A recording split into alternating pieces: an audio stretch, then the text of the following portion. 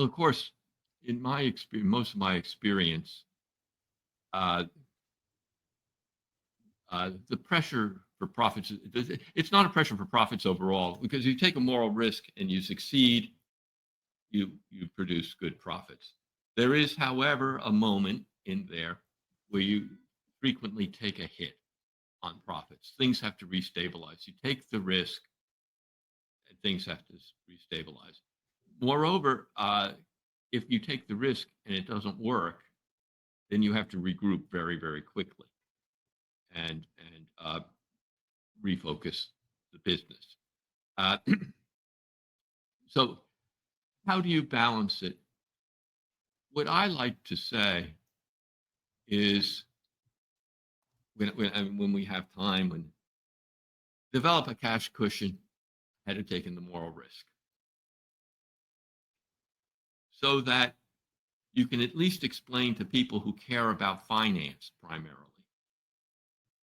that you protected yourself by developing this cash ahead of the moral risk. Uh, I know it's not a real inventive answer to the question, but we all care about profits. We all, I believe that to create distinctive companies, we're going to have to take moral risks. The best way to do that is to hedge your moral risks, and you hedge them in all the sensible ways. You take the easiest moral risk first. If you have to take another one that's larger and larger, you build a platform of increasing moral risks, and you hedge. Um, One of the people I write about in the book, Julia Robertson, I can mention her. She ran Impellum, which was a recruitment company, and she transformed the recruitment industry in the UK. Uh, they went from, it was really a cutthroat industry where they treated temporary workers fairly poorly, both the recruitment agency and the companies. And she stood for treating temporary workers really, really well, both the recruitment agency and the company that hired them. And as part of that, she had to get rid of what she called gray profits. There was all sorts of financial manipulation in the industry.